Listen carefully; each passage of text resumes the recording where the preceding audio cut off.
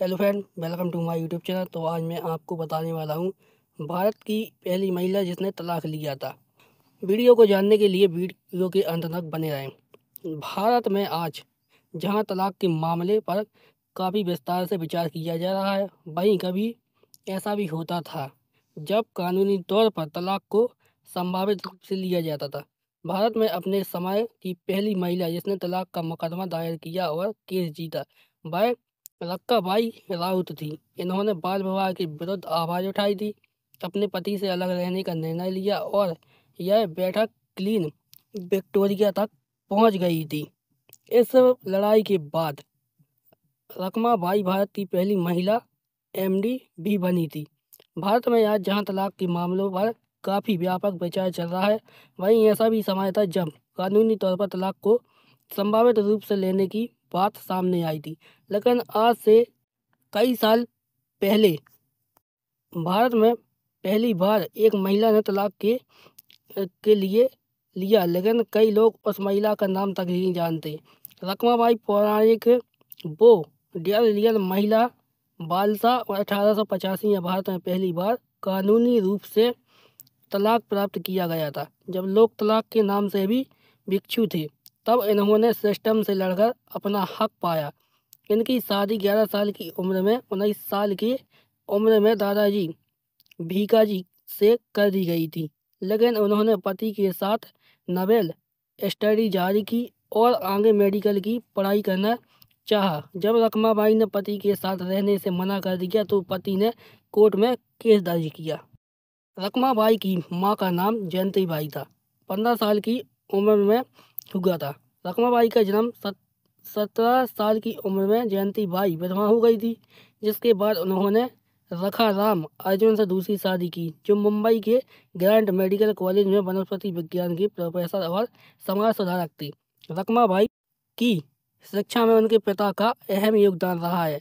निजी और पेशेवर जीवन में हर चुनौती को स्वीकार करने वाली रकमाबाई की शादी 11 साल की उम्र में ही 8 साल बड़ी हो गई थी। शादी के बाद वह अपने माता पिता के साथ रहती थी। वर्ष 1887 में उनके पति दादाजी भिकाजी ने अदालत में संपत्ति अधिकारिक की बहाली के लिए दस्तावेज दाखिल किए। अपने बचाव में रकमाबाई ने कहा कि कोई भी उन्हें इस शादी के लिए मजबूर नहीं कर सकता, क्योंकि उन्होंने कभी भी इस शादी के लिए सहमति नहीं दी और जिस समय उनकी शादी हुई थी वो बहुत ही छोटी उम्र थी। इस तरह ने बाल विवाह और महिलाओं के अधिकारों पर लोगों का ध्यान खींचा। कोर्ट ने फैसले में उन्हें 2 विकल्प दिए। पहले, या तो वो अपने पति के पास चली जाए या फिर 6 महीने की जेल काटे। रकमाबाई ने जबरदस्ती की शादी में रहने से बेहतर जेल जाना समझा। वो जेल जाने के लिए तैयार हो गईं। उनका यह फैसला उस समय एक ऐतिहासिक और अत्यंत साहसिक कार्य था। इस मामले में काफ़ी तूल पकड़ा गया और रकमाबाई की फीकी आलोचना भी हुई। यहाँ तक कि स्वतंत्रता संग्राम सेनानी बालदार तिलक ने भी अपने समर्थक में उनके खिलाफ लिखा था। उन्होंने रकमाबाई के इस कदम को हिंदू संप्रदाय पर एक शिलालेख के रूप में परिभाषित किया है। उन्होंने यह भी लिखा कि रकमाबाई की तरह महिलाओं के साथ ठीक व्यवहार को चोर, व्यभिचारी और हत्या के बाद के रूप में जाना चाहिए। इन आलोचनाओं और निंदाओं के बावजूद रकमाबाई अपने फैसले पर डटी रहीं। पर वापसी आई। उन्होंने अपने सौतेले पिता सखाराम अर्जुन के समर्थन से उन्होंने कानूनी बैठक करने के लिए अपना तलाक ले लिया। अदालत ने अपने पक्ष में फैसला नहीं दिया, बावजूद इसके उन्होंने अपनी लड़ाई जारी रखी। अपनी शादी को खत्म करने के लिए रकमाबाई ने रानी विक्टोरिया को एक पत्र भी लिखा था। रानी ने कोर्ट के फैसले को पलट दिया। अंत में उनके पिता ने मुकदमा वापस ले लिया और रुपयों के बदले ये केस कोर्ट के बाहर ही दे दिया। रकमाबाई के इस मामले के बाद 19 मार्च 1891 को ब्रिटिश भारत में सहमति आयु अधिनियम कानून बनाया गया, जिसमें शारीरिक माप के लिए न्यूनतम और गैर श्रेणी महिलाओं की सहमति की आयु 10 से 12 वर्ष कर दी गई थी। खैर, आज बहुत बड़ा बदलाव समझ में नहीं आता है, लेकिन इस आधिकारिक अधिनियम में पहली बार यह तय किया गया कि कम उम्र की लड़कियों के साथ यौन संबंध बनाने वाले सजा हो सकती है, भले ही वह क्यों ना हो। इसका उल्लंघन बलात्कार की श्रेणी में रखा गया। रमनाबाई भारत की पहली प्रेसिडेंट महिला डॉक्टर थी, लेकिन आनंदी गोपाल जोशी डॉक्टर के रूप में शिक्षा प्राप्त करने वाली पहली भारतीय महिला थी। हालांकि बीमारी की वजह से उन्होंने कभी प्रैक्टिस नहीं की और उनकी असामयिक मृत्यु हो गई। शादी पूरी होने के तरह बाद रमाबाई ने 1889 में London school of medicine for women में दाखिला ले लिया। लंदन स्कूल ऑफ मेडिसिन उस समय तक महिलाओं को एमडी नहीं करवाता था। उन्होंने मेडिकल स्कूल के इस फैसले के खिलाफ अपनी आवाज़ बुलंद की। उन्होंने 1894 में स्नातक की पढ़ाई पूरी की, लेकिन वो आगे एमडी करना चाहती थी। शिक्षा पूरी होने के बाद 1994 में वह भारत लौट आई और सूरत में मुख्य चिकित्सा अधिकारी पद पर आसीन हो गई।